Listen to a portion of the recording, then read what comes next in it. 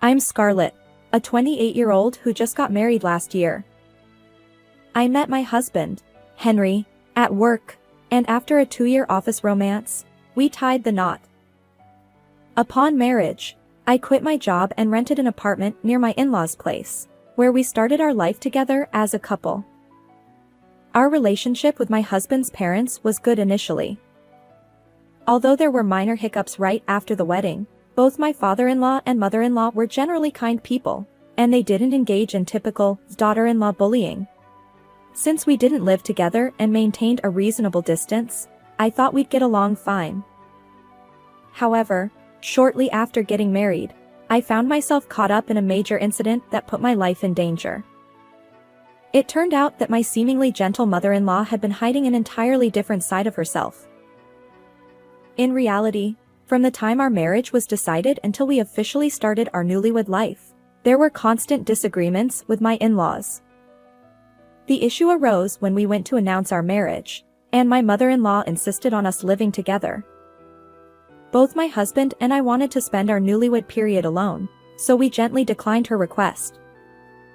However, my mother-in-law had been looking forward to living with her son after his marriage, and she lamented that her future plans had been ruined.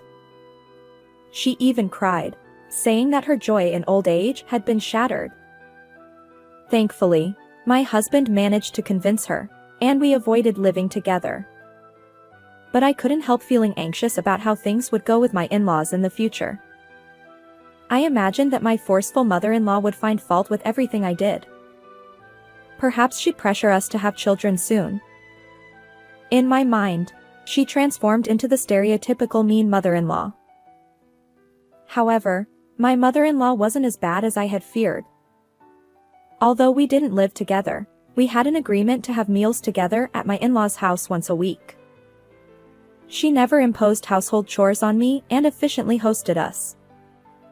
My husband, being the eldest son, didn't face any pressure about being the heir, and they never asked about grandchildren. But there was a significant issue: my mother-in-law's cooking.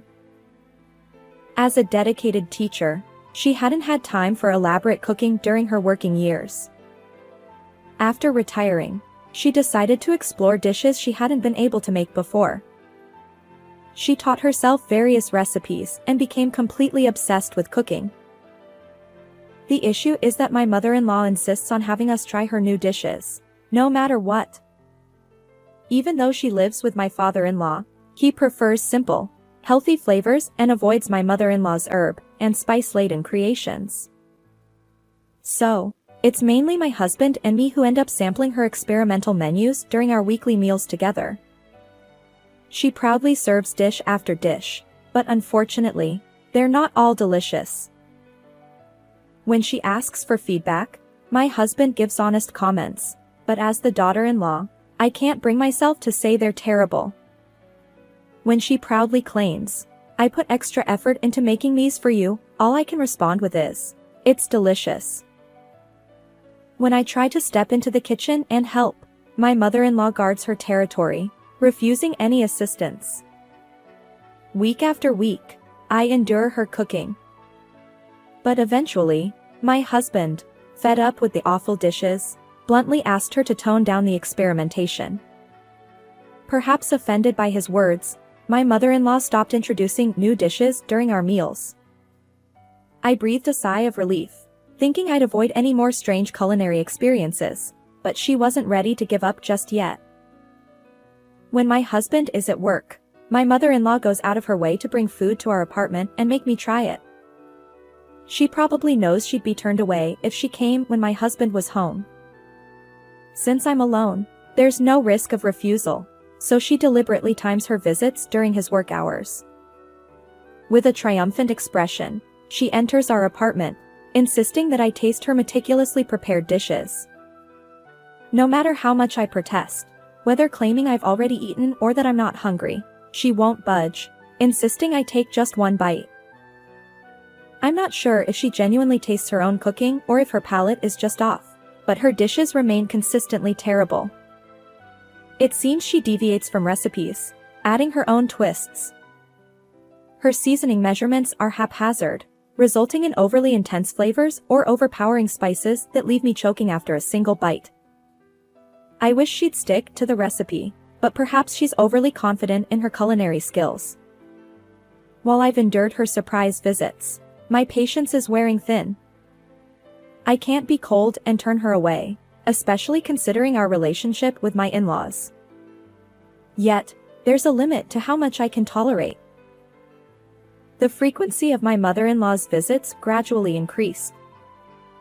Initially, it was about once a week, but eventually, she started coming every other day. Feeling stressed and at my wit's end, I confided in my husband. He was surprised and wondered why I hadn't told him sooner. He sternly warned my mother-in-law and emphasized that I didn't have to endure her cooking. He instructed me to contact him if she showed up uninvited again. After that scolding, my mother-in-law stopped coming abruptly, and I regained peaceful days. According to my father-in-law, even at their home, she stopped experimenting with strange dishes.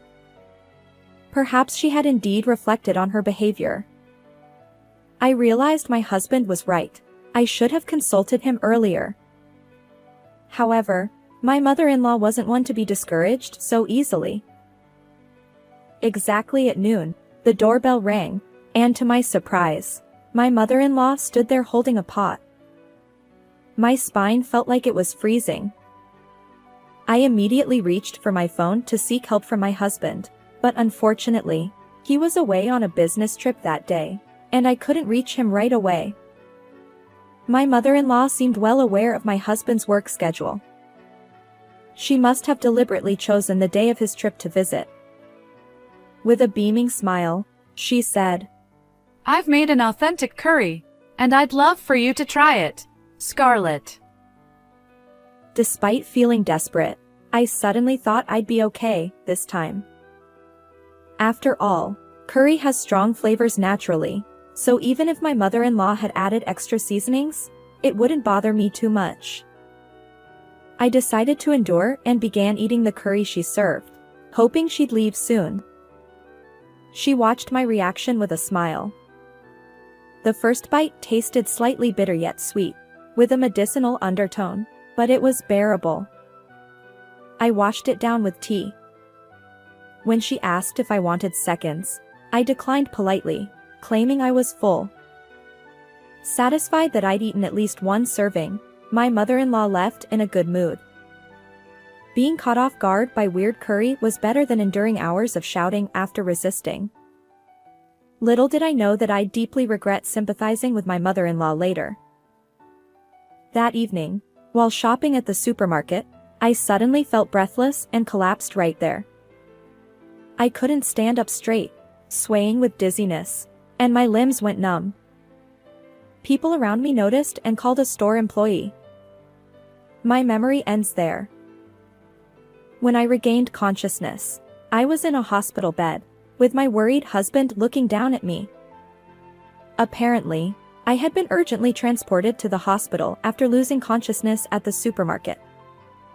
The store employee had called an ambulance, and luckily, an acquaintance who happened to be shopping at the same time contacted my husband. He rushed over from his business trip. I couldn't fathom why I had suddenly collapsed. I had no pre-existing conditions, and until the day before, I felt perfectly fine. However, the doctor's explanation shed light on everything. Could it be nutmeg? According to the doctor, consuming large amounts of nutmeg can cause symptoms like difficulty breathing, dizziness, and vomiting. It perfectly matched the condition I experienced. If I had ingested a large quantity of nutmeg, there's only one thing that fits: my mother-in-law's curry. The discomfort I felt while eating the curry was likely due to the excessive nutmeg. I felt intense anger toward my mother-in-law. Enough is enough. I asked my husband to bring her to the hospital. And I requested that my husband bring the curry my mother-in-law made for lunch and all the spices she used. After a while, my husband escorted my in-laws to the hospital room.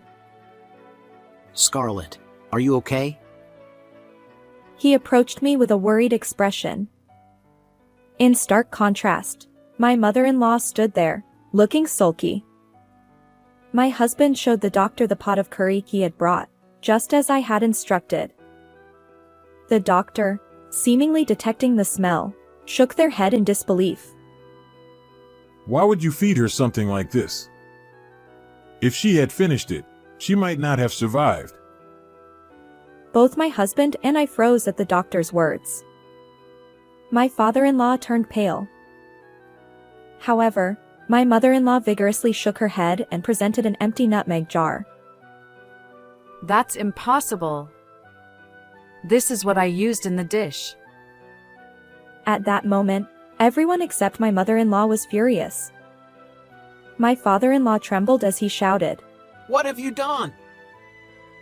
My husband joined in. Because of you, Scarlett was almost killed. Putting an entire jar of nutmeg in curry. How absurd! He lunged at my mother-in-law, but she deftly evaded his grasp. Oh, come on. It was just a little too much spice. No need to get so worked up. She pursed her lips, showing no signs of remorse. The doctor then explained in detail about the toxicity of nutmeg. Excessive nutmeg consumption has even led to fatalities in children. Nutmeg can cause symptoms like the ones you experienced: difficulty breathing, dizziness, and vomiting. Ingesting more than 0.17 ounces can be toxic. The jar of nutmeg my mother-in-law used contained 0.53 ounces, far beyond the safe limit. If I had followed her suggestion and eaten more curry, it could have been disastrous. However, my mother-in-law stubbornly denied any wrongdoing. But Scarlett is perfectly fine now. It's not my fault. Maybe her health was just poor that day. She even had the audacity to complain. After all the effort I put into cooking, I'm treated like a villain. And calling an ambulance just because of a little dizziness? Young people these days are too fragile. It's infuriating. She glared at me, lying in bed with an IV, and berated me. Despite nearly causing my death with her cooking, she showed no concern for my well-being and refused to apologize. Everyone was dumbfounded by her lack of common sense. It seemed futile to say anything more. In the midst of our collective exasperation, my husband sighed and said, Enough. It's too dangerous to be near you. We're moving far away. My mother-in-law, wide-eyed, exclaimed, Moving? Why? My husband, frustrated, replied, Why? It's obvious. Scarlett's life was at risk, and you haven't shown any remorse. We need to escape before something worse happens. His words resonated with me. I wholeheartedly agreed. We needed to distance ourselves from my mother-in-law before it was too late. Then, my mother-in-law muttered, her shoulders trembling. How could you, Henry? I thought we'd be living together soon. I was dumbfounded by her words. It turned out my mother-in-law had intended to move in with us. Living together and being served poisonous meals every day, no number of lives would be enough to endure that. My patience snapped. I mustered my strength and sat up, shouting at her, Enough! How long will you avoid taking responsibility? You're the only culprit here. Coexisting is out of the question. I don't want to see your face anymore. Consider our ties severed. My forceful words surprised my mother-in-law. Scarlett, please. Can't you forgive me? She approached my bed, seemingly trying to appease me, but my father-in-law intervened, grabbing her arm. She was then dragged out of the room. Fortunately, I recovered smoothly and was discharged from the hospital 2 days after being admitted. While I was in the hospital, My husband diligently prepared for our move, and as soon as I was out, we relocated to an apartment near his workplace. Later, I learned from my father-in-law that my mother-in-law genuinely believed that adding copious amounts of nutmeg would improve the taste. Apparently, she thought all those questionable dishes she'd served were made with love.